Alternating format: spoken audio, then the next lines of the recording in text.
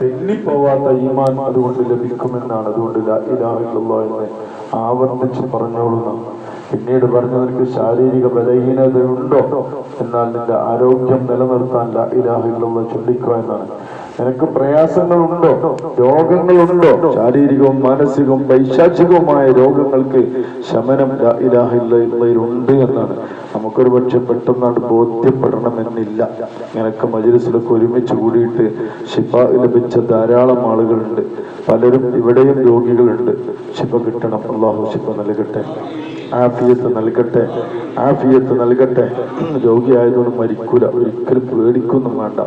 രോഗിയായി എന്ന നിലക്ക് മരിക്കൂല, മരിക്കാൻ രോഗവും വേണ്ട. ഞാനിപ്പോ മാനോജ് മരിച്ചു കൊടുത്താണ് വരുന്നത്. നമ്മളെ വലിയ സുഹൃത്താണ്, നമ്മളെല്ലാ മജ്‌ലിസിലുണ്ടായിരുന്ന ആളാണ്. നമ്മളെ വല്ലാതെ അതിരിട്ട് സ്നേഹിക്കുന്ന ബഹുമാനപ്പെട്ട ശൈഖുനാ അത്തിപ്പറ്റ ഉസ്താദ് അവറുകൾ, അല്ലാഹുവിന്റെ ദർജ ഉയർത്തട്ടെ.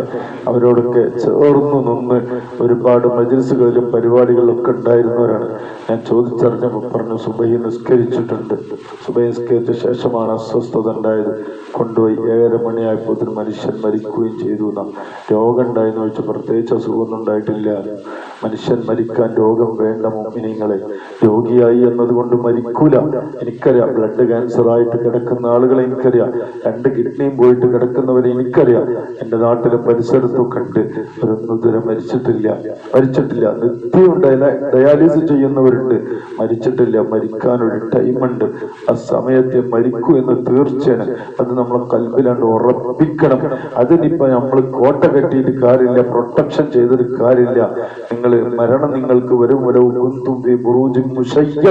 നിങ്ങൾ അതിശക്തമായ കോട്ടയുടെ ഉള്ളിൽ കയറി കുടിയാലും, ഏറുകൾ മുഴുവനും അടച്ചു പൂട്ടിയാലും, ഒരു അണുപോലും കടക്കാത്ത റൂം ഉണ്ടാക്കിയിട്ടും കാര്യമില്ല. മരണം നിങ്ങളെ പിടിപെടുമെന്നാണ്. നമ്മൾ ചിന്തിക്കേണ്ട അവിടെ ഒന്നുമല്ല. മരിക്കണ സമയത്ത് 2 രൂപത്തിലാ മരിക്കുക. ഒന്നുകിൽ ഹൈറാനിയത്തായി, മനുഷ്യൻ കിടക്കാനുള്ള സ്ഥലം ഇങ്ങനെ കാണുന്നതാണ്. ഇവിടെ നേരെ നോക്കുമ്പോ ഒന്നും കൂടുതൽ പറയാൻ സമയമില്ല.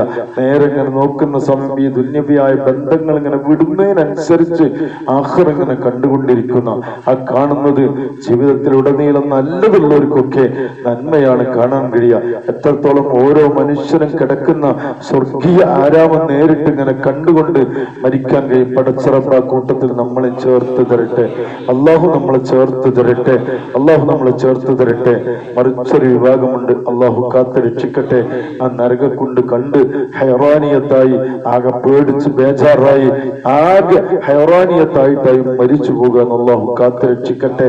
നമ്മള് മരിക്കണ സമയത്ത് ലാ ഇലാഹ ഇല്ലല്ലാഹ് ചൊല്ലി മരിക്കണം എന്നൊക്കെ പറയും. അത് ഇങ്ങനെ മരിച്ചാല് സ്വർഗാവകാശി ആയിരിക്കും എന്നാണ്. ലാ ഇലാഹ ഇല്ലല്ലാഹ് വളരെ സിമ്പിൾ വേർഡല്ലേ എന്ന് നമ്മളൊക്കെ വിചാരിക്കും. ലാ ഇലാഹ ഇല്ലല്ലാഹ് പറയാൻ എന്താ പ്രശ്നം എന്നാ? ലാ ഇലാഹ ഇല്ലല്ലാഹ് പറയാനുള്ള പ്രശ്നമല്ല, 2 കാര്യങ്ങളാണ്. ഒന്ന്, ഹൃദയത്തിന്റെ അടിത്തട്ടിൽ രൂഢമൂലമായി ആ ലാ ഇലാഹ ഇല്ലല്ലാഹ് അള്ളിപ്പിടിച്ച് കിടക്കണില്ലെങ്കിൽ പുറത്തു വരുന്ന സാഹചര്യമല്ല മനുഷ്യനുള്ളത് എന്നാ. ഒന്ന്, ഹൈറാനിയത്താകുന്ന മരിക്കുന്ന സമയം എന്ന് പറഞ്ഞാൽ ഈ ദുനിയാവിന്റെ ബന്ധങ്ങൾ ഇങ്ങനെ വിട്ടുവിട്ട് ആഖിറ മുഴുവനും കണ്ടുകൊണ്ടിരിക്കുന്ന സമയമാണ്. ഏതൊരു മനുഷ്യനും ഒന്ന് പതറുന്ന സമയമായിരിക്കുന്നതാണ്. പിശാച് വല്ലാതെ ആ മനുഷ്യനെ പിടിച്ചിങ്ങട്ട് നരകത്തിലേക്ക് തള്ളിയിടാൻ ശ്രമിക്കുന്ന സമയമാണ്. അതിനെ അതിജീവിക്കാൻ കഴിയണമെന്നാണ് ബഹുമാനപ്പെട്ട സൈനുദ്ദീൻ മഖ്ദൂം റളിയല്ലാഹു അൻഹു പറഞ്ഞല്ലോ, കടലിലെ വെള്ളം കുടിച്ചാലും തീരാത്ത ദാഹവും പ്രയാസവും മരണസമയത്ത് ഉണ്ടായിരിക്കുന്ന, അതൊന്നുമില്ലാതെ ലാ ഇലാഹ ഇല്ലല്ലാഹയുടെ ആ ഒരു തെളിനീര് വന്ന് നാം ഇങ്ങനെ നനഞ്ഞുകൊണ്ടായിരിക്കണം. മുത്തനബി സല്ലല്ലാഹു അലൈഹി വസല്ലമ തങ്ങളോട് ചോദിച്ചുവല്ലോ, ഏറ്റവും നല്ല അമൽ ഏതാണ് എന്ന്. മുത്തനബി സല്ലല്ലാഹു അലൈഹി വസല്ലമ തങ്ങൾ പറഞ്ഞു, ഈ ദുനിയാവിൽ നീയാണ് പോകുന്നൊരു അവസാന സമയമുണ്ട്. അപ്പൊ നിന്റെ നാവ് ലാ ഇലാഹ ഇല്ലല്ലാഹ് കൊണ്ട് നനഞ്ഞതായിരിക്കണമെന്ന. അഥവാ ഒരാളും ചൊല്ലിത്തരാതെ ലാ ഇലാഹ ഇല്ലല്ലാഹ് എന്നിങ്ങനെ പറഞ്ഞങ്ങോട്ട് മരിക്കാൻ കഴിയണം. പടച്ചറപ്പ് തൗഫീഖ് ചെയ്യട്ടെ. അങ്ങനെ ഒരു സൗഭാഗ്യം ഒരാൾക്ക് കിട്ടിക്കഴിഞ്ഞാൽ അയാൾ വിജയിച്ചു എന്നാണ് മുത്തുനബി സല്ലല്ലാഹു അലൈഹി വസല്ലം പറഞ്ഞു. മൻ കാന ആഖിറു കലാമിഹി ലാ ഇലാഹ ഇല്ലല്ലാഹ് ദഖലൽ ജന്ന എന്നാണ്. ആരുടെങ്കിലും അവസാന വാചകം ലാ ഇലാഹ ഇല്ലല്ലാഹ് എന്നായാൽ പറയാൻ അയാൾ സ്വർഗത്തിൽ കടന്നു എന്നാണ്. അള്ളാഹു നമുക്കും തൗഫീഖ് ചെയ്യട്ടെ, അള്ളാഹു നമുക്കും തൗഫീഖ് ചെയ്യട്ടെ. നമ്മളെ സംബന്ധിച്ചിടത്തോളം ഈ പറഞ്ഞ എല്ലാം വേണം. രോഗം മാറണം, ആരോഗ്യം വേണം, പിന്നെ സമ്പത്ത് വേണം, സൗകര്യങ്ങൾ വേണം. അതോടൊപ്പം നമ്മളെ ഈമാന് അചഞ്ചലമായ പിടുത്തം വേണം. ലാ ഇലാഹ ഇല്ലല്ലാഹ് സ്വർഗം കണ്ട് ചൊല്ലി വുളൂഓടുകൂടെ മരിക്കാൻ കഴിയണം. പടച്ച റബ്ബ് തൗഫീഖ് ചെയ്യട്ടെ. അള്ളാഹുവിന്റെ പരിശുദ്ധരായ മലക്കുകളുടെ സാന്നിധ്യത്തിലാണ് നമ്മുടെ മശായിഖുമാർക്ക് നമ്മൾ ഫാത്തിഹ ഓതിയിട്ടുണ്ട്. ഇവരുടെ അർവാഹിന്റെ സാന്നിധ്യത്തിലാണ് നമ്മളുള്ളത്. വുളൂഓടുകൂടെയാണ് ഇശ നിസ്കരിച്ചിട്ട് ഇരിക്കുകയാണ്. ഇതിനേക്കാൾ പുണ്യമായ ഒരു അവസരം നമുക്ക് എപ്പോഴാ കിട്ടിയെന്ന് എന്നെ അറിയില്ല. അതുകൊണ്ട് കിട്ടുന്ന സമയം അത് ഉപയോഗപ്പെടുത്തണം. ബാഹ്യമായ കണ്ണൊക്കെ അങ്ങോട്ട് അടച്ച് കൽബൊക്കെ അങ്ങോട്ട് തുറന്നു വെച്ച് പടച്ചോനെ ഞാൻ ഇന്നാണ് മരിക്കുകയാണെങ്കിലും ലാ ഇലാഹ ഇല്ലല്ലാഹ് ചൊല്ലി മരിക്കാൻ ഒരു അവസരം എനിക്ക് തരണം. അതല്ല എക്കാലത്ത് മരിക്കുകയാണെങ്കിലും ആ ലാ ഇലാഹ ഇല്ലല്ലാഹ് എന്റെ കൽബിൽ നിന്ന് പോകരുത് എന്ന് നല്ലൊരു തുറന്ന മനസ്സ് വെച്ചിട്ട് അങ്ങോട്ട് ചൊല്ല. അള്ളാഹു ആശാരമായി തരട്ടെ. നമ്മൾ ഈ വഴിയിലാണല്ലോ, നല്ലൊരു വഴിയിലാണ്.